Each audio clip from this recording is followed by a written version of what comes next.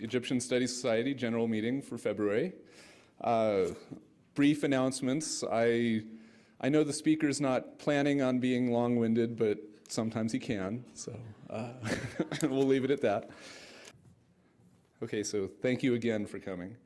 And let's see, there we go. Okay, this scene here really doesn't have anything to do with the Egyptian calendar, but I think it's really cool because what we're looking at, there's the moon there, that's sunset right there, and if you look at this group right there, they're moving around, and what we're looking at, all 5 visible planets lined up.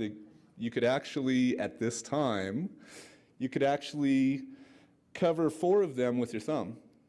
And you could cover all 5 with just the palm of your hand. This happened 5,308 BCE, so long time ago. But this is really fascinating because anybody on Earth who was watching the sky would have seen this. And you know, just playing with this on the computer, it's really cool looking, and it's wow. So start off with something fun. But like I said, everybody on Earth would have seen this, but this rarely happens. But something that most people didn't know, it happened in the year 2000. Right there, Venus, Jupiter, and Saturn, and Mars and Mercury. But nobody saw it because right there in the middle, that right there is the sun. They're too close to the sun, so nobody could see what was going on. This, I read a nifty article, that's what pointed me to this one. I actually found the other one.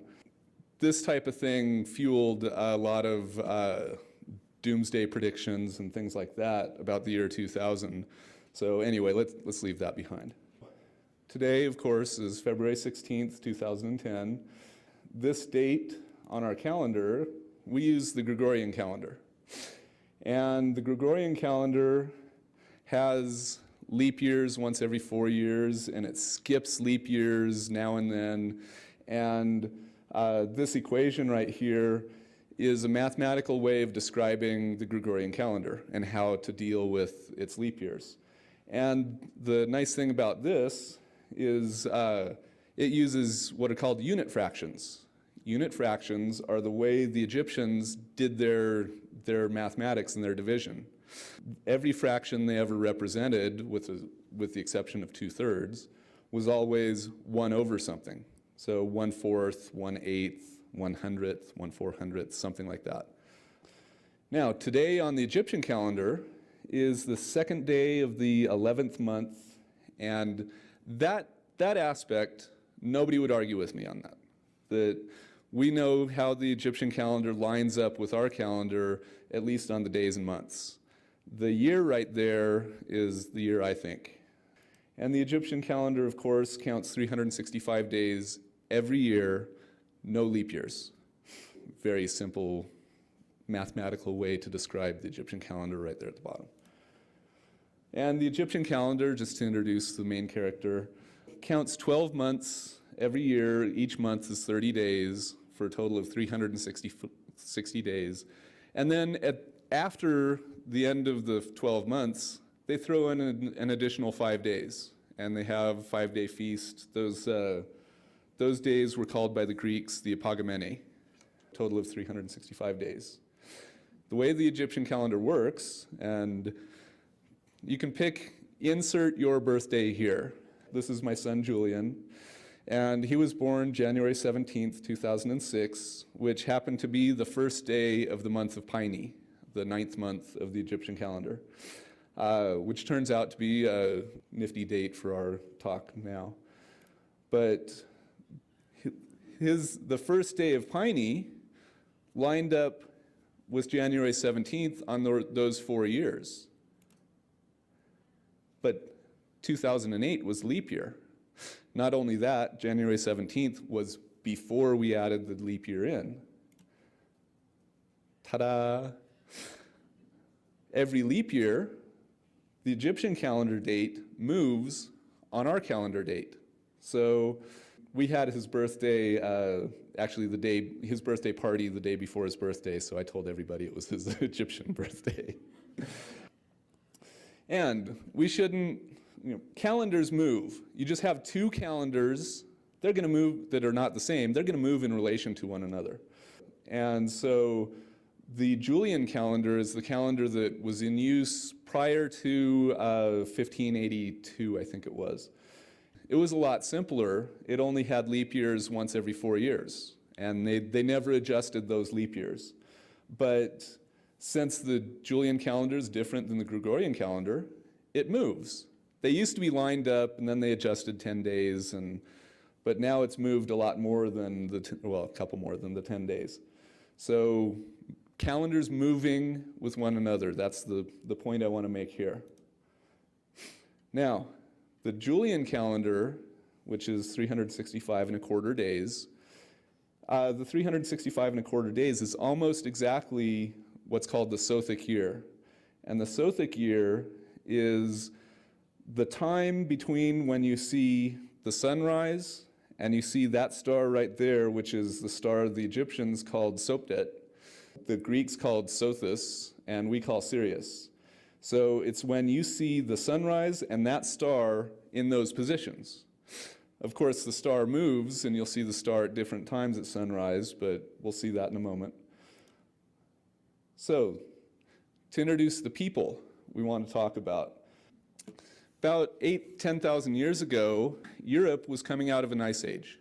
And as it was coming out of an ice age, it brought the rains that went through tropical Africa and made all the jungles. Those rains were brought north, and a lot of them fell on the Sahara, and it made the Sahara a grassland. And while it was a grassland, people domesticated cattle for the first time in the Sahara. And what I've been told, it was kind of like raising cattle in Arizona. It's pretty arid. There were times when the Sahara dried up just as dry as it is today, and then the rains came back.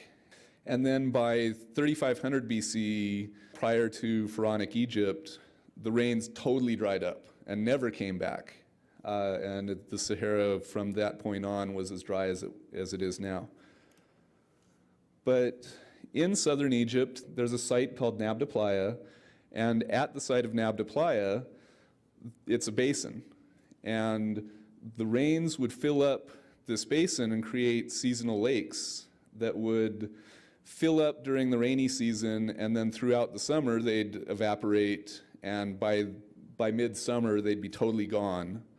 But those lakes, while they were there every year, all these nomadic cattle herders would congregate there, and they'd bring all their cattle, their whole tribe, and they had settlements, big party there. And the art we're looking at is from the Sahara. It's not exactly from Nabta Playa, but a lot of people. Now, Nabta Playa, there's its latitude and longitude. That latitude and longitude is actually the center of this set of standing stones. The people who were there erected standing stones with alignments to the stars.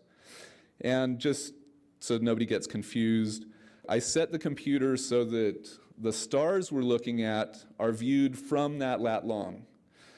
This picture, of course, is from Nabta Playa, but the background setting, the ground, it's just a default from the computer that I chose. And some of these alignments are aligned to the sothic rise. The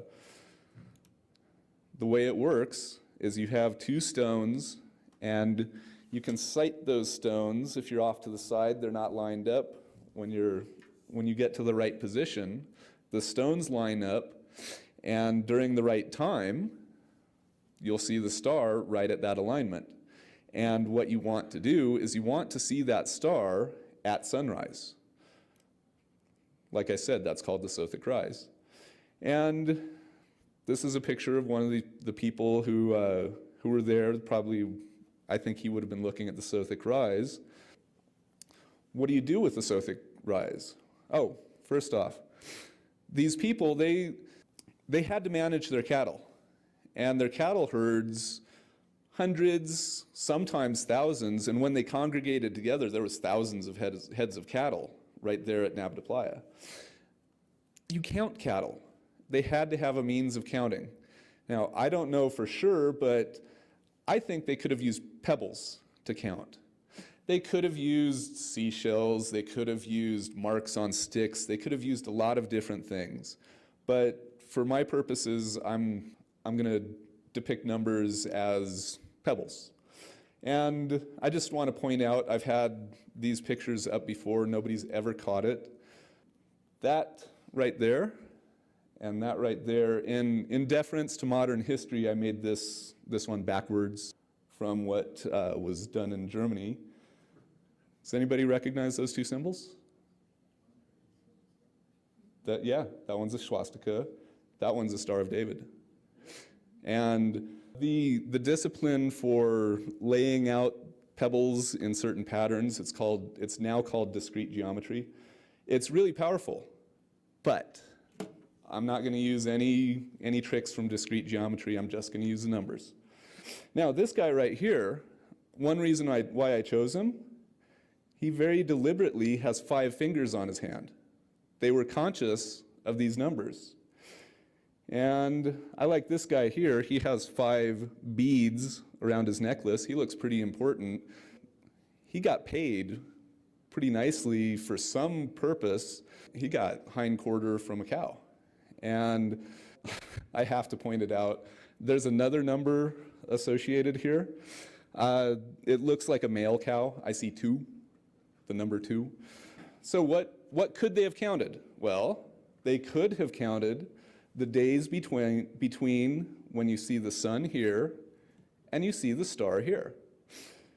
And for our purposes, I'm going to throw up a reference frame.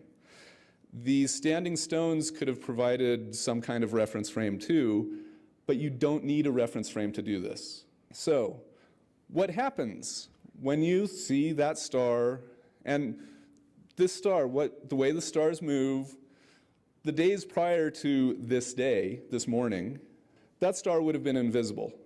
And I think somebody would have been sitting out watching the cattle, making sure the predators didn't come and get their cattle, and watching the sunrise. And one day, he said, wait a minute.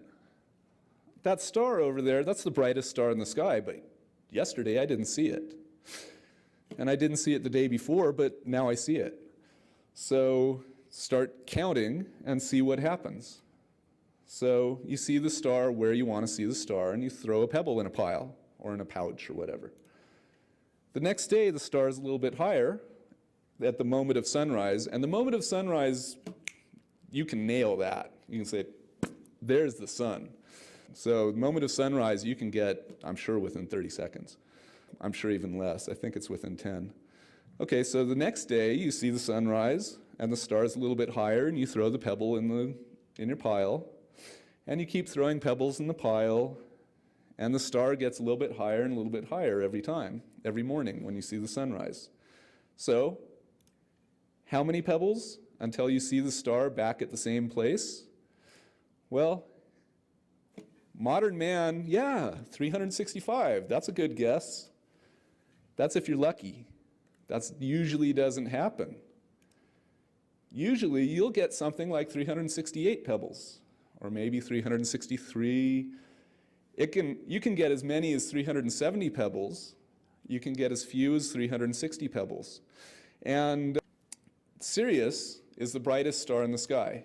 So the range of pebbles that you'll get is about the minimum that you'll get. If you did this with a fainter star, you wouldn't be able to see it as well. So it might push the range of count higher, both higher and lower.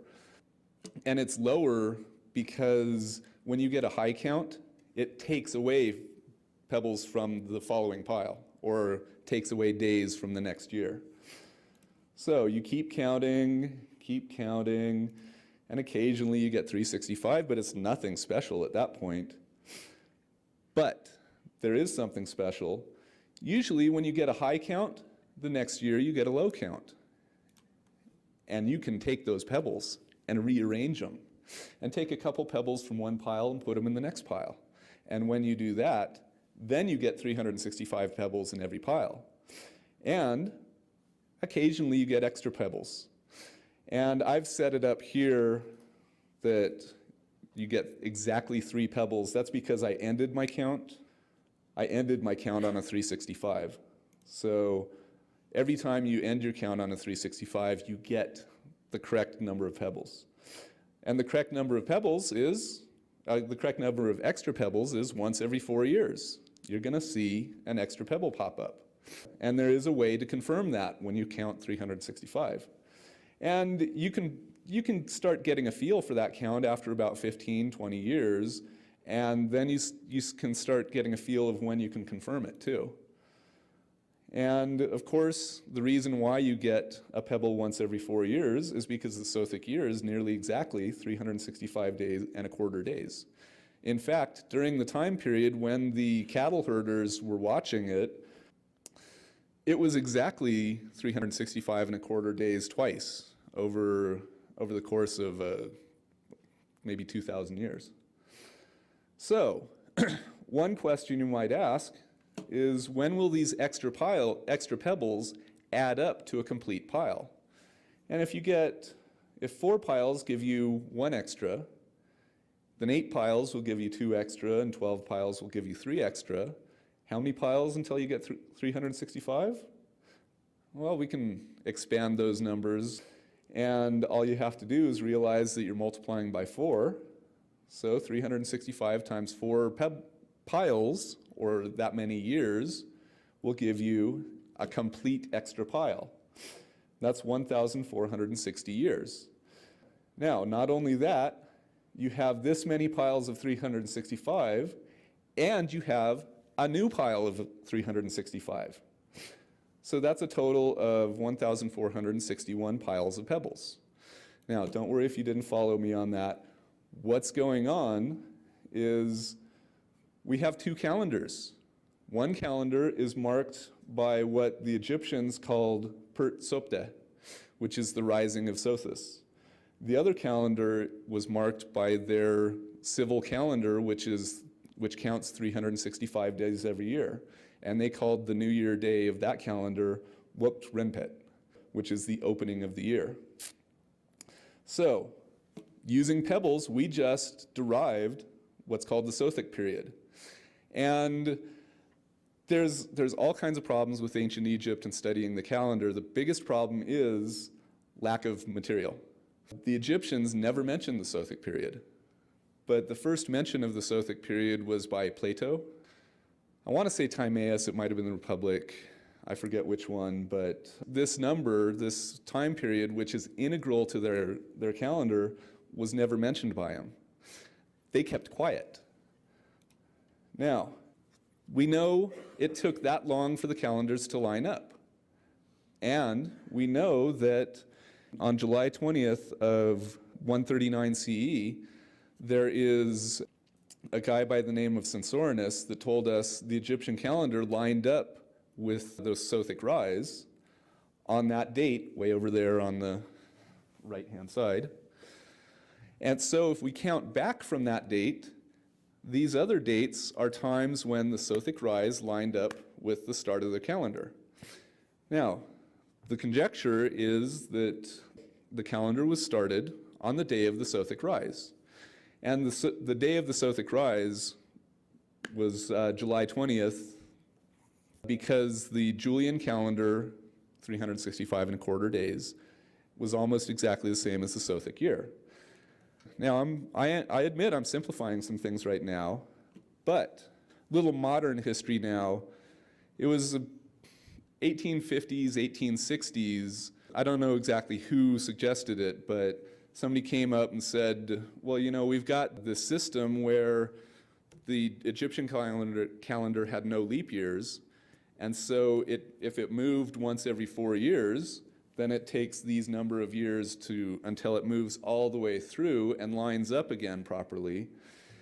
Some people picked up on it. Richard Lepsis was one of them. And then in 1904, a guy by the name of Edward Meyer said, well, we've got places where they line up, and he counted back, and originally in 1904, Edward Meyer said July 19th, 1441. I say that's when the Egyptians started their calendar. We'll see why he chose July 19th instead of July 20th. Pretty soon after that, people started saying, wait a minute, there's a little discrepancy here, and changed it to July 20th. And some people hopped on board, most especially Breasted. Flinders Petrie hopped on board and said, you know, the sothic cycle, there's got to be something there. And the problem is they really couldn't find any evidence that the Egyptians knew or understood the sothic cycle, even though it's something that was integral to their calendar. So throughout the years, there was people who played with the sothic cycle, and by the 1950s, people were starting to doubt whether the sothic cycle really had anything to do with their calendar, even though they worshiped Sothis and they had the 365-day calendar. And it was Otto Neugebauer. Oh, first, also, before I talk about him, throughout that time, people started to realize Dynasty 1, the first dynasty, was about 3000 BC. So they started saying, this date's way too early. Can't be that date. They're too primitive. And so people started saying, this date was the start of the calendar. Now, Otto Neugebauer came along and said, well, I don't even think they started the calendar on the Sothic rise. Maybe they started it with the Nile flood. And he came up with his argument. Needless to say, I disagree with that.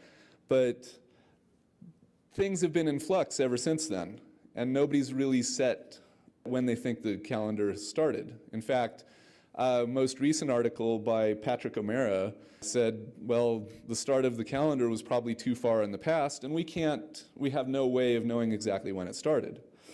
Well, remember, the calendar lined up for 4 years when the Sothic rise lined up with the first day of the calendar.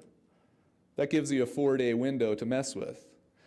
First off, I accidentally fell on this date, and then I started looking at it, and I said, yeah, I really think it is this date right here. I just had to move it 2 years off of what Edward Meyer said, 1 year off of what James Henry Breasted said, and I say the Egyptian calendar started July 20th, 4243 BC, which is a long time ago. But nifty thing happened on that day. When I put the astronomy software on that day, Venus, Mercury, and Sirius lined up with this nice triangular conjunction. And both Venus and Mercury are at what's called their greatest western elongation, which is the highest they will rise in the sky before they start heading back down towards the sun. Now, triangles. For some reason, when I think about Egypt, I think about triangles. There's pyramid text, and they're describing creation myth. They're describing what's called the first time. And at the first time, one of the quotes in the pyramid text says, "To say, O Atum Kepri, when thou didst mount as a hill and didst shine as Bennu of the Ben," which is the Ben stone, "in the temple of the Phoenix in Heliopolis." Well, the Ben stone is the triangular stone. It was said to be the first stone that rose out of the primordial waters, and Atum climbed upon this stone and started creating the gods. And then he started creating man and started creating life. This triangle right here, in the early morning hours, would have risen above the horizon and had this really great show for these people. And somebody, I think, probably using information they'd already collected, could have predicted and said, this triangle is going to appear, and this would be a good time to start the calendar. Now, another argument against the Egyptian calendar that people have made forever, they say the Egyptians never counted their years. What appears in the text is always, it's the 9th year of this pharaoh, and it's this day. First day, 10th month, 12th year of the pharaoh, insert name here. But I came across in Manetho, now amongst the Egyptians there is a current and old chronography. Kronos and the remaining gods, 12 in numbers, possibly like the 12 months, reigned altogether for 3,984 years. And if you count from my date forward, you hit the time of Manetho. This could have been a suggestion that the Egyptians were counting their years. I've got more. Right here, that time, it's time of the Ptolemies. The Egyptians were opening up their temples and opening up their libraries and disseminating information to the Greeks. That year, 3,984, is close to 4,000, just a couple years off. An interesting thing happens when you count the Egyptian calendar 4,000 years. The Sothic rise, remember, it wanders through the calendar. It happens to fall on the first day of Piney. And this would have been a perfect time. Let me read. Quote, on the day of the rising of the divine Sothis, which is called the New Year in his name in the writings of the House of Life, at present it occurs in the 9th year on the first day of Piney, in which the month is celebrated, the festival of New Year. Now, the Greeks and the Romans and modern historians have had a big problem with the Egyptian calendar, that the case shall not occur that all the Egyptian festivals now celebrated in the winter shall be celebrated sometime in or other in the summer on account of the precession of the rising of the divine Sothis on one day in the course of 4 years, and other festivals celebrated in the summer in this country shall not be celebrated in winter, has occasionally occurred in past times.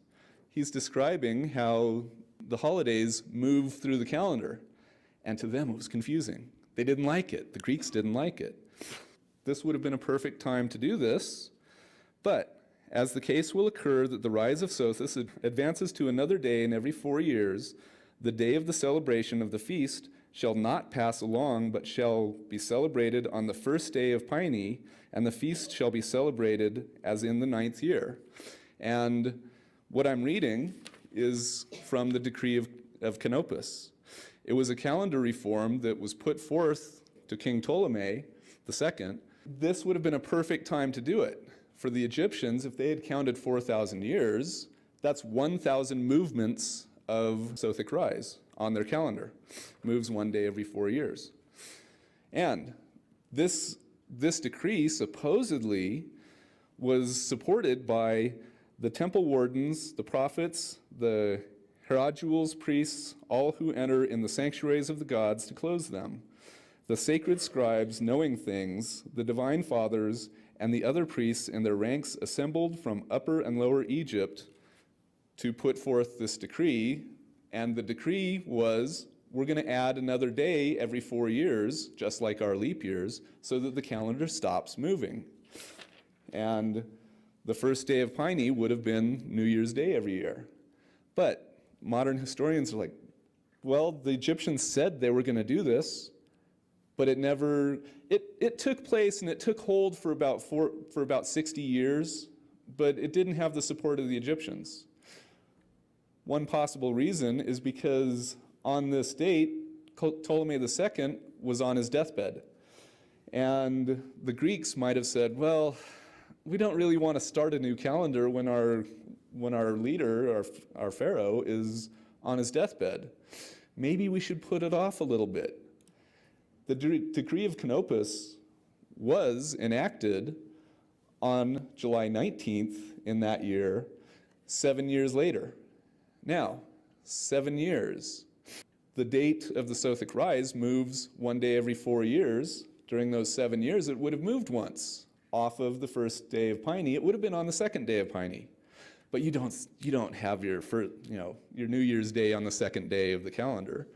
So possibly the Egyptians said, we don't want to do this reform anymore, but the Greeks said, no, let's do it. And so the Egyptians said, well, if you want to do it now. Before it goes to another year, after 8 years, the Sothic rise would have moved again. Can't have that. And the July 19th, that's the reason why Edward Meyer chose July 19th, because he was looking at the Canopic decree. So anyway, The Greeks missed their window of opportunity there. But somebody else might not have missed his window of opportunity. The Julian calendar, which is what our calendar, the Gregorian calendar, was originally based on, did not start at the year 1 CE or 1 AD. That demarcation was created by a guy by the name of Dionysius Exiguus in about 500 AD CE. He counted back, he calculated back, and he said, I think that Jesus was born in this year. So we're going to start counting the calendar from this year. And so for all those 500 years, nobody really counted the Julian calendar. But, really interesting thing, Julius Caesar, the way he started this calendar, he got in bed with Cleopatra, and while they were rolling up in rugs and wearing lipstick and all that, they took a cruise down the Nile. And I think it's in Pliny, I forget who described it. An Egyptian priest by the name of Sogenes, or an Egyptianized priest, if you want to call him that, created this calendar for Julius Caesar. And he whipped numbers out of the air and threw them down onto the paper. And he came up with the calendar that you count 365 days every year, and you throw in a leap year once every 4 years to keep the calendar set. The day he started that calendar, real quick, don't look at that date yet. The year 46 BCE, the Roman calendar was so far out of whack that Julius Caesar had to make that year, I think it was 445 days, so that the calendar would realign to where it was supposed to align. And everybody focuses on that year. Julius Caesar himself called it the last year of confusion. Everybody else called it the year of confusion. But after that, he started his calendar on that day, and on the Egyptian calendar, it's that day with my year as 4200. Now, 4200, again, it's divisible by 4. It's a year that the Sothic rise would have moved on the Egyptian calendar. And that day is the last day of the season of Akhet, which is the flood season, and as soon as the floods subside, you plant. And then the next season is season of Perit, and that's when everything grows. Well, when we go to the next year, the Sothic rise has moved. So now, the first year of the Julian calendar has ended, and a new year has begun on the first day of the season of Perit, the season of growth. In essence, the Egyptians planted a new calendar, and they are letting that calendar grow, and that calendar was aligned so that year after year, their count would match up with the count of the Romans. But the Romans messed up.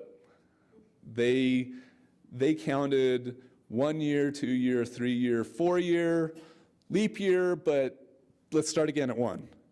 They didn't finish their 4th year before they counted 1 again. And so they messed up their leap years for about 60 years, but the calendar took hold. And it seems that the intention of the calendar was to align it with the Egyptian calendar. And one more, eventually it was Augustus told the Egyptians, hey, your calendar keeps moving, and we don't like it. It confuses us.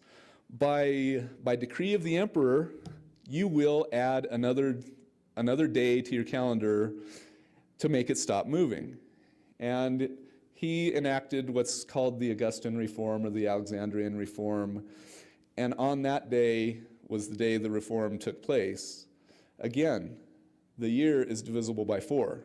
The Egyptians couldn't play with it and say, no, we want it on this year because it was by outside decree. But they could say, well, we don't want it on the 3rd year, we want it on the 4th year. So, another possible. So, I said I was simplifying things a little bit. Did the Egyptian calendar move did the sothic rise move once every 4 years on the Egyptian calendar? And that's a big question mark. A lot of people have struggled with that. Now, the answer is it depends on what star you look at. If we look at the star Spica and we do the same count, the same redistribution of pebbles into piles, then every 39th year, you don't get a leap year on the 4th year, you get a leap year on the 3rd year. And if you are expecting leap years on the 4th year, you're going to notice this change. Look at other stars, depending on the stars, you can get a leap year on the 5th year, or an extra pebble on the 5th year in my context. And the star Rigel there, the 5th year comes every 125th year. The 3-year leap cycles can come as early as every 13th year if you're looking in the right place. It's rare, but you could find them. I found some.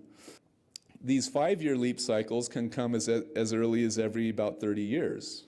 So they're noticeable within one generation, within a lifetime. But when you look at the star Sirius, at the time that Nabta Playa was active, you got leap years once every 4 years for more than 1,000 years. Long time. I already said it. The sothic year at that time was very close, if not exactly, 365 and a quarter days. So, now eventually, even Sothis had those breaks. But the Egyptians refer to the sothic rise, and they, a lot of times, especially in later times, refer to the feast of the sothic rise. And you have the day you see that star, which also changes through the latitude of Egypt, but you also have the day, the idealized day when that star should be visible. And they made it a feast. The feast is a creation of man. The 4-year movement, the exact 4-year movement, is a creation of man. So the Egyptians, yes, I believe they did continuously move the feast of the sothic rise once every 4 years, even though the sothic rise itself would have moved just a little bit off of July 20th. Back to the stones at Nabta Playa. Also, the stones at Nabta Playa are set up so that you can watch the shadows. And watching the shadows, you can identify the day when the sun is straight overhead, which doesn't happen here because we're too far north, but if you're in the tropics, then the sun will appear straight overhead twice a year. So, and the stars were erected with that ability. If you do the counting of when do you notice the sun straight overhead, one, it's more accurate than watching the sothic rise. You're not going to get the window that you're going to get, from 370 to 360 with something like the sothic rise. It's going to be a lot more exact because you can look at that shadow and say, there it is, today's the day, and most likely it'll be 365. It could be 366 or 364, but it's really a tight range. And with the sun, you're going to get these 5-year cycles once every 33rd year and occasionally every 29th year. So, what's going on? Why are the stars doing this? The solar year, we said it loses a day every 33rd year. But the sidereal year, which is what you measure with a star like Spica, which is what's called an ecliptic star, it's along the path of the sun, you gain a day every 39 years. Well, 33 plus 39 is 72 years. That means that the sun and the stars are moving away from each other, and as they cycle through the heavens, and every 72 years, the stars are going to be 1 day ahead of the sun.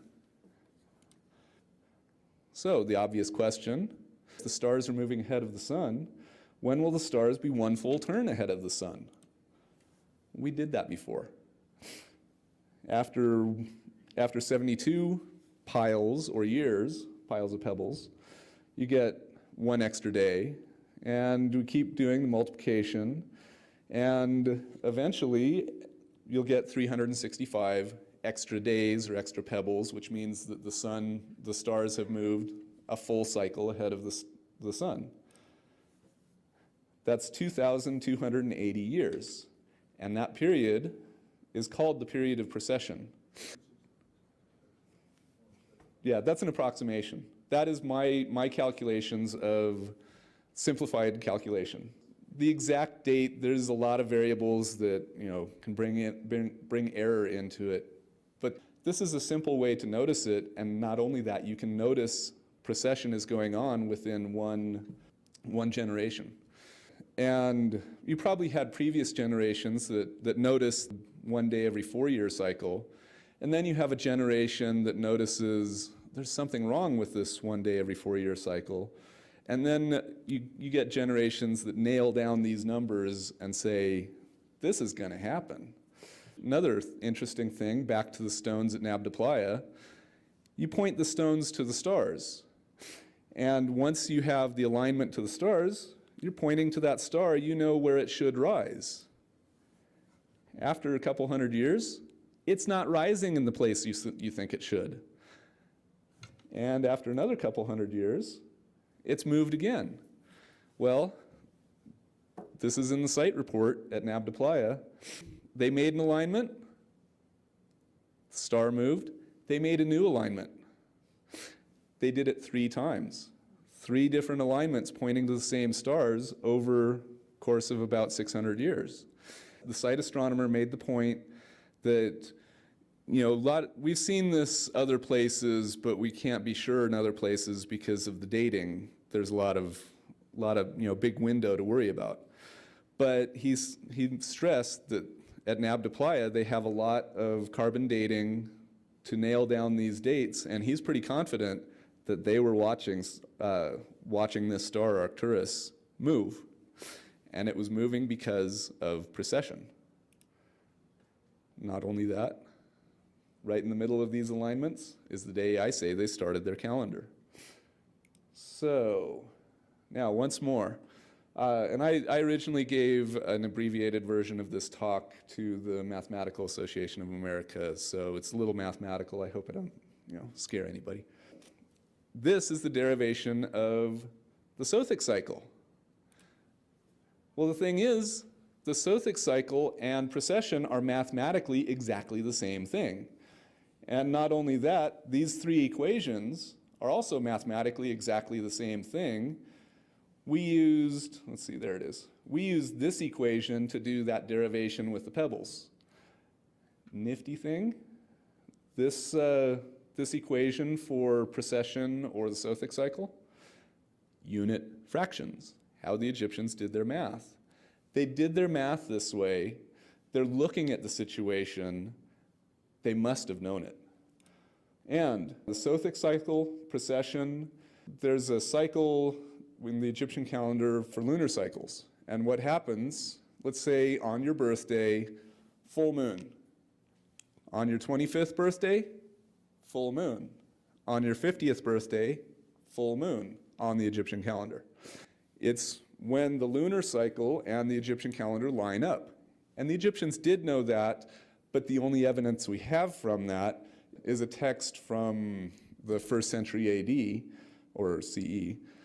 Another one that is mathematically equivalent, it's called the Metonic cycle. Every 19 solar years, let's say the equinox or the solstice, you know it's the solstice, full moon. 19 years later on the solstice, full moon. So things are lining up. Another one is Venus every 8 years. You see Venus there. 8 years later, you see Venus there. So there's all these cycles that they could have been looking at, and it's some nifty stuff. So, in conclusion, I think that these people at Nabta Playa could have been using Pebbles or some other thing to count the number of days in the year. And they redistributed these pebbles in an averaging system to reveal there were 365 days in the year, but they also got these extra pebbles. And then they said these extra pebbles come every fourth year, but wait a minute, they don't come every fourth year, but maybe they do, maybe they don't. Depends on what you're looking at. And eventually they interpreted their data to show that the sun is moving separate from the stars. And so they created 365-day calendar in order to study precession, try and figure out what's going on. So I hope I got it across that I think I figured out what they were doing, but thank you all for coming.